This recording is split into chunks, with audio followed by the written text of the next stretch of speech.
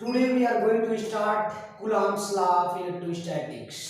ठीक, we are going to talk about the Coulomb's law for the electrostatics. We are seeing that it is a law which is telling about the forces between two point charges. Coulomb's law is a law which is telling about the force acting between two point charges. Let us suppose we have a point charge Q1 and other point charge Q2.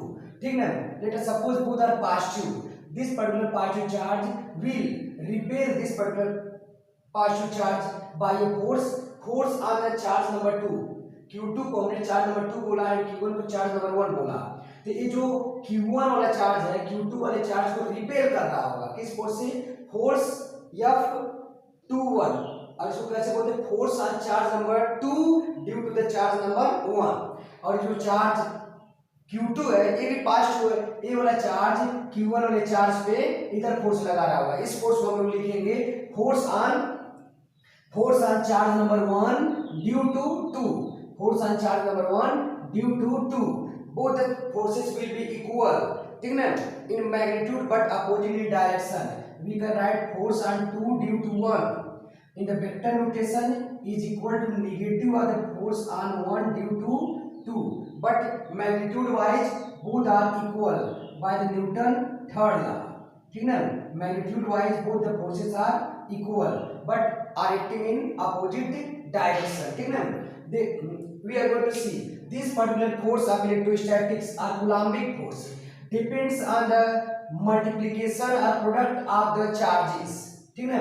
and this particular force is inversely proportional to the separation between the charges, central distance between the charges. R is the center to center distance between the charges.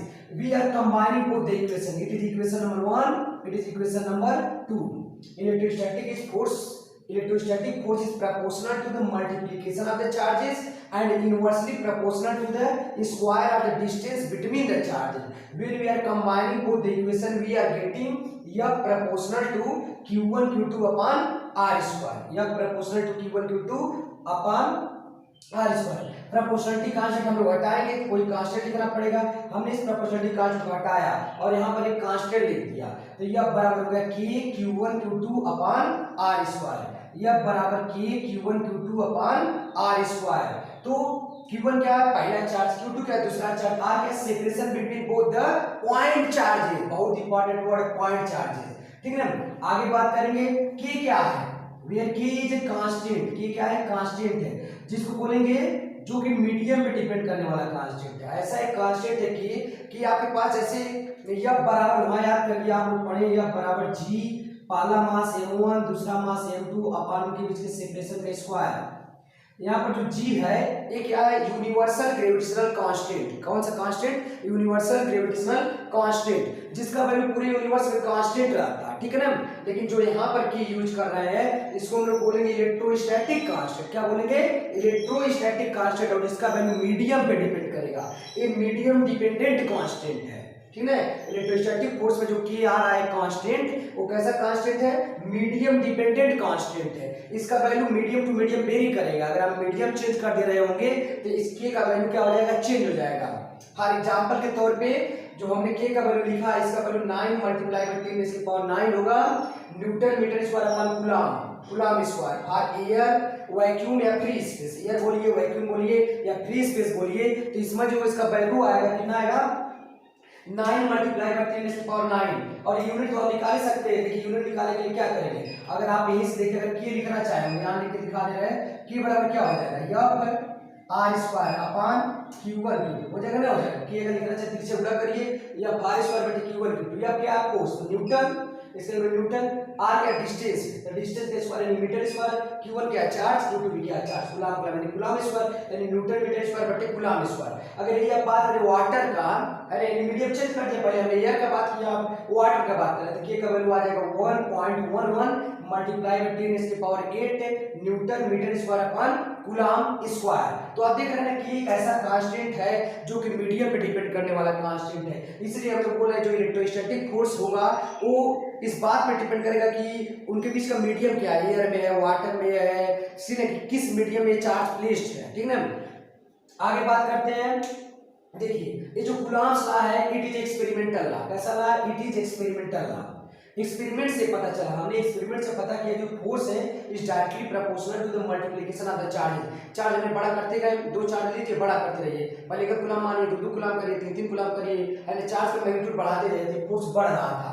और दोनों charge के बीच की दूरी बढ़ाइए बढ़ाइए बढ़ाइए तो ये फोर्स घट रहा था इनवर्स स्क्वायर के प्रोपोर्शनल। ठीक है, यहाँ से एक्सपेरिमेंट द्वारा पता चला कि अब k = r स्क्वायर के मैथमेटिकल फार्मूला डिराइव किया। देखिए इसका लिमिटेशन भी है Coulomb's law is valid only for the point charges.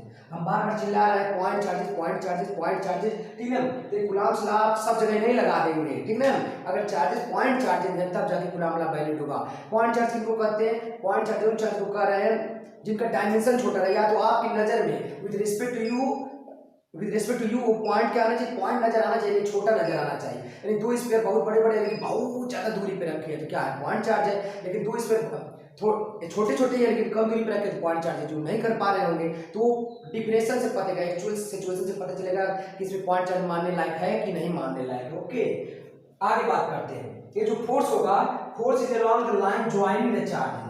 ये फोर्स की डायरेक्शन में लगेगा line joining both the charge. जैसे एक चार्ज यहाँ एक चार्ज यहाँ है, ये वाला चार्ज इस वाले चार्ज को इस लाइन के अलोंग फोर्स मारेगा, इधर फोर्स लगा रहा होगा, समझ रहे हैं ना? ये वाला चार्ज इस चार्ज को इस लाइन के अलोंग फोर्स लगा रहा होगा और ये वाला चार्ज इस लाइन को इधर फोर्स लगा रहा होगा। मान लीजिए एक चार्ज यहाँ एक चार्ज यहाँ है, ये वाला चार्ज इस पे इधर फोर्स लगाएगा इधर और ये वाला चार्ज इस पे इधर फोर्स लगाएगा। अगर आपके पास दोनों रिपेयर कर रहे होंगे, अगर पॉजिटिव समझ रहे हैं ना, अगर अट्रैक्ट कर रहे होंगे तो ऐसे खींच लेंगे। जब लाइन ज्वाइनिंग वो चार्ज ऐसे ऐसे लगेगा, ऐसे ऐसे लगेगा, यानी दोनों चार्ज को मिलाने वाली लाइन के अलोंग फोर्स लगने वाला है। इसलिए करें कि force is along the line joining the charges. अगला पॉइंट बहुत इंपॉर्टेंट है, सेंट्रल फोर्स है, जो कि सेंटर टू सेंटर एक्ट कर रहा है। एक चार्ज दूसरे चार्ज को सेंटर से मिलाने वाली जो लाइन पास कर रही है उसके अलोंग काम कर रहा है, इसलिए इसको बोला जाता है सेंट्रल फोर्स। और कोई भी सेंट्रल फोर्स हो तो कैसा होता है? कंजर्वेटिव इन नेचर होता है। All central force are conservative nature, जैसे ग्रेविटेशनल फोर्स हो गया, स्प्रिंग वाला फोर्स हो गया, इलेक्ट्रोस्टैटिक फोर्स हो गया, समझ रहे हैं? ये सब कैसे सेंट्रल फोर्स है, इसलिए कंजर्वेटिव नेचर है। कंजर्वेटिव फोर्स किसको कहते हैं? जिनका क्लोज लूप में वर्गडन क्या हो? जीरो हो। इनका क्लोज लूप में वर्गडन जीरो, कोई सेफ साइड पर डिपेंड नहीं करे, जहां चले जैसे ऐसे घूम घूम के कहीं आ जाइए वहां पर, तो क्लोज लूप में वर्गडन क्या होगा? जीरो होगा। ये पाथ पे डिपेंड नहीं करते, पाथ पे डिपेंड करने वाला फोर्स नहीं है कंजर्वेटिव फोर्स। इलेक्ट्रोस्टैटिक फोर्स भी पाथ पे डिपेंड नहीं करेगा, इसलिए इसको बोला गया कंजर्वेटिव फोर्स है या सेंट्रल फोर्स है। अब हम लोग पढ़े थे 11th वाले वर्क पावर एनर्जी वाले चैप्टर में कि अगर कोई भी कंजर्वेटिव फोर्स है तो उसके लिए पोटेंशियल एनर्जी डिफाइंड होती है। तो हमारा जो इलेक्ट्रोस्टैटिक फोर्स है ये भी कंजर्वेटिव फोर्स है, इसलिए इसके लिए भी पोटेंशियल एनर्जी क्या होगा? डिफाइंड होगा। ठीक है ना? तो कंजर्वेटिव फोर्स जो आप बात की है, ठीक है, potential energy is defined for the electrostatic force because ये कंजर्वेटिव है, इसलिए इसके लिए पोटेंशियल एनर्जी भी डिफाइंड है। ठीक है, पोटेंशियल एंड पोटेंशियल एनर्जी का भी बात करेंगे हम लोग इसके रिस्पेक्ट में जब आएंगे कंजर्वेटिव फोर्स का बात करेंगे। ठीक है ना? आप यहाँ से एक चीज जरूर ऑब्जर्व कर रहे होंगे कि इसलिए एनसीईआरटी में दो चैप्टर दिया है कि क्योंकि पोटेंशियल एनर्जी डिफाइंड हो गया है ना, तो इसके बारे में इसका पोटेंशियल भी पढ़ेंगे, पोटेंशियल एनर्जी भी पढ़ रहे होंगे। ठीक है, देखिए ये आपका कूलॉम्स लॉ। कूलॉम्स लॉ के बारे में मोटा मोटा जानना है कि पॉइंट चार्ज के लिए वैलिड है, एक्सपेरिमेंटल लॉ है, मीडियम डिपेंडेंट फोर्स है, अलग अलग मीडियम में अलग अलग फोर्स लगता है नहीं है।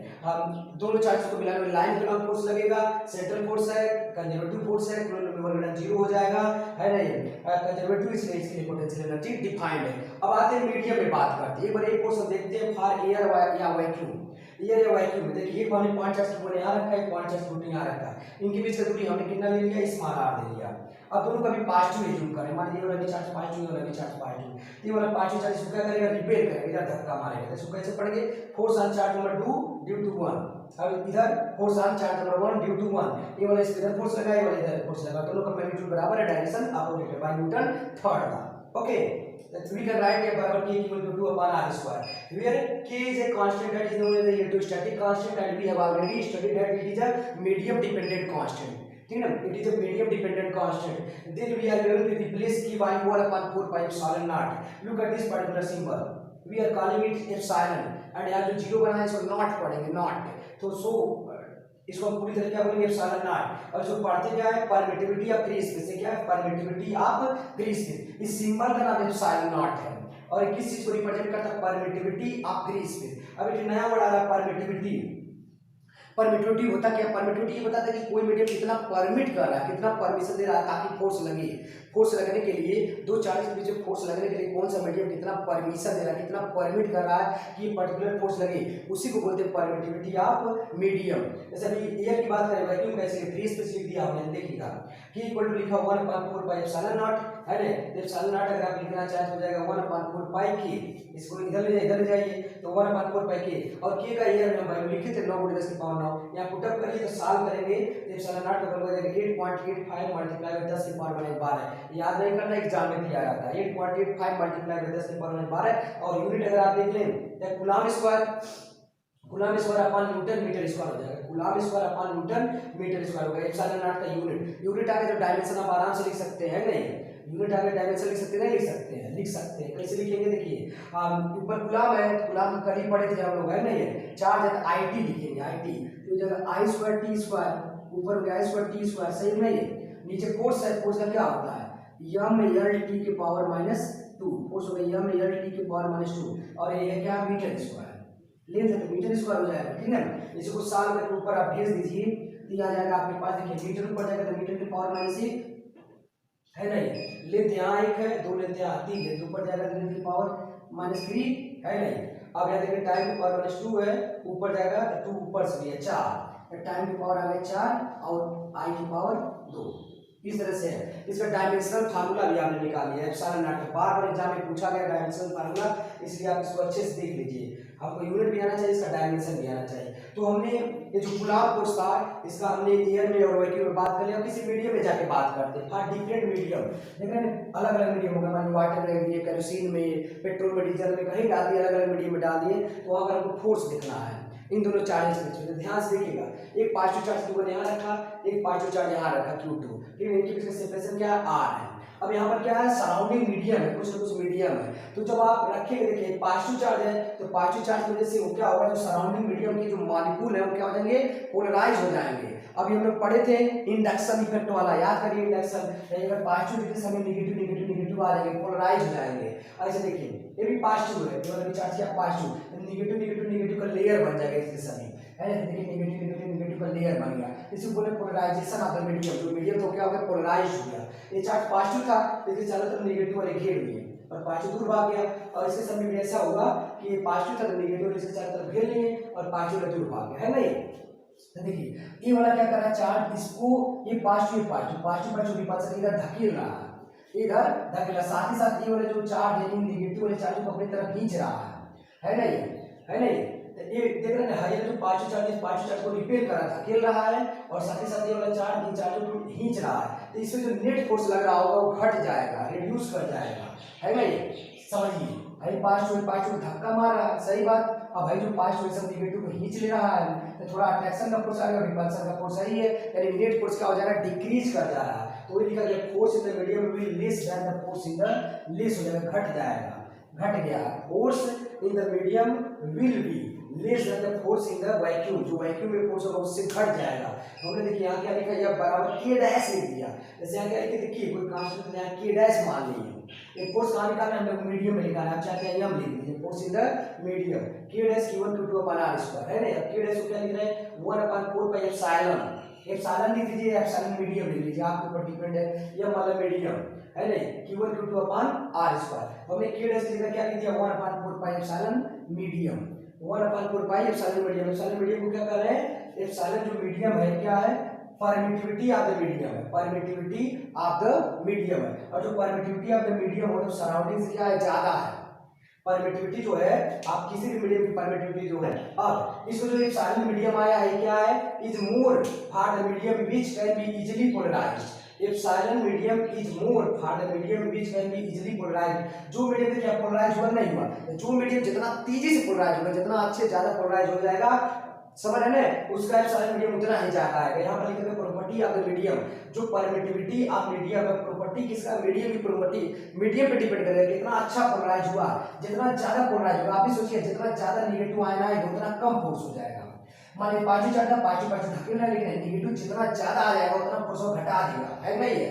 जितना ज्यादा नेगेटिव होगा, क्योंकि नेगेटिव में अट्रैक्शन हो जाएगा, उधर रिपल्सन हो रहा है, अट्रैक्शन हो रहा है, क्या होगा, नेट फोर्स की बात कर रहे हैं, ध्यान दीजिएगा भैया। Net force will decrease, net force क्या हो जाएगा, घट जाएगा, है नहीं। तो नेट फोर्स क्या हो गया, घट गया। इसी को दिखाने का एक आगे तरीका देखिएगा, यहाँ पर रिलेटिव परमिटिविटी की हम लोग बात करते हैं। किसका बात करते हैं, रिलेटिव परमिटिविटी। होता क्या है, एप्सिलॉन आर से लिखेंगे। कैसे लिखेंगे, एप्सिलॉन आर से। या इसी का दूसरा नाम है डाइलेक्ट्रिक कांस्टेंट। क्या नाम है, डाई इलेक्ट्रिक कांस्टेंट। बहुत वर्ड यूज होगा ये, ठीक है, डाइलेक्ट्रिक कांस्टेंट और relative permittivity. Permittivity of any medium, permittivity of any medium with respect to air free space is known as the relative permittivity. देख रहे हैं, क्या लिखे हैं, permittivity of any medium with respect to air is known as a relative permittivity, is known as a relative permittivity। अब देखिएगा, ये यहाँ ऊपर भी परमिटिविटी, नीचे भी परमिटिविटी, तो कट जाएगा ना, क्या हो जाएगा, यूनिट लेस हो जाएगा, कोई डायमेंशन नहीं आएगा। तो ये कैसी क्वांटिटी, यूनिट लेस है, डायमेंशन लेस है।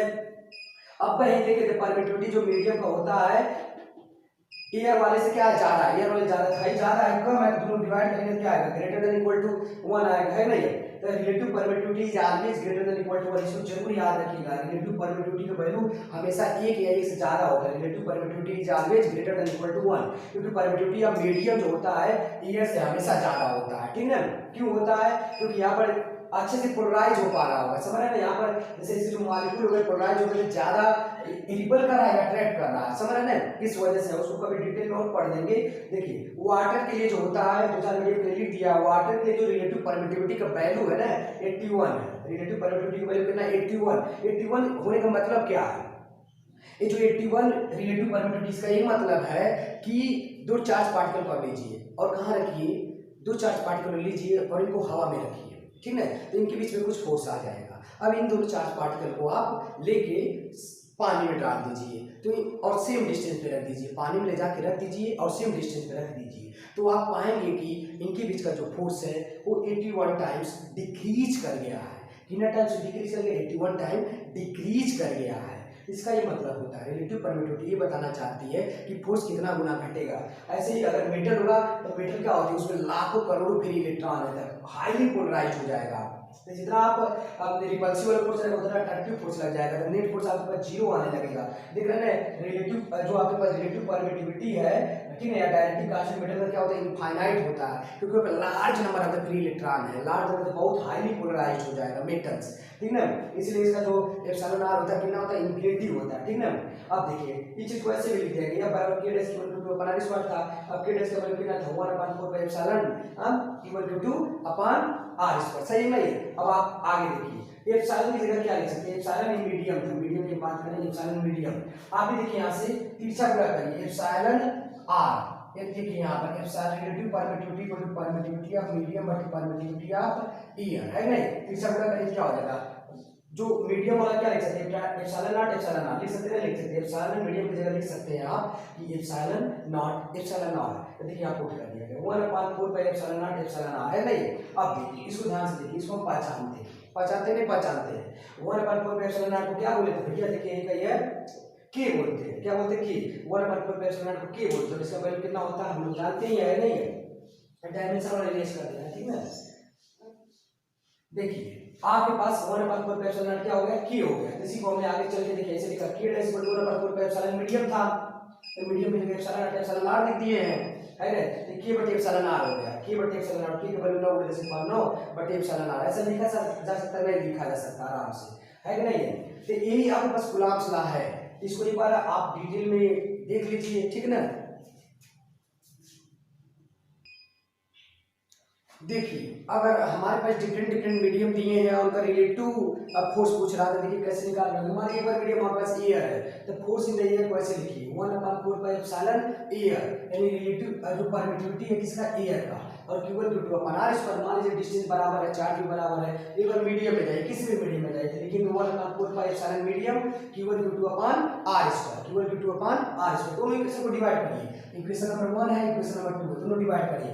जब force in the air, force in the medium, देखिए 1/4 पाई 4 पाई कट गया, ये सब कट गया, क्या बचा, परमिटिविटी ऑफ द मीडियम बटे परमिटिविटी ऑफ एयर। और इसको भी तुरंत पढ़े, परमिटिविटी ऑफ मीडियम बटे परमिटिविटी ऑफ एयर या फिर इसको क्या बोलते हैं, रिलेटिव परमिटिविटी, या दूसरा नाम है डायरेक्टिव कांस्टेंट, जिसको कहीं कहीं छोटा वाला के लिखा मिलेगा आपको, ठीक है ना। तो देखिएगा एप्सिलॉन आर क्या लिख सकते हैं हम, इसी को क्रॉस मल्टीप्लिकेशन कर दीजिए, फोर्स इन द मीडियम, ठीक है, force in the medium times epsilon r equal to force in the air आ जाएगा। अब इसको ऐसे नीचे भेज दीजिए, फोर्स इन द मीडियम आ गया फोर्स इन द एयर बटे एप्सिलॉन आर, यानी फोर्स इन द मीडियम जो होगा फोर्स जो एयर में था डिवाइडेड बटा एप्सिलॉन आर। देखना रिलेटिव परमिटिविटी हम तुरंत पढ़े, relative permittivity is always greater than equal to 1, या ग्रेटर देन होगा इक्वल टू 1, वैसे मान लीजिए वाटर में डाल देते हैं T1 है नहीं, यानी जो फोर्स इन द मीडियम आएगा इज ऑलवेज लेस देन, ठीक है, less than or equal to force in the air. तो फोर्स जो आपका मीडियम में हमेशा कम होगा एयर वाले फोर्स से,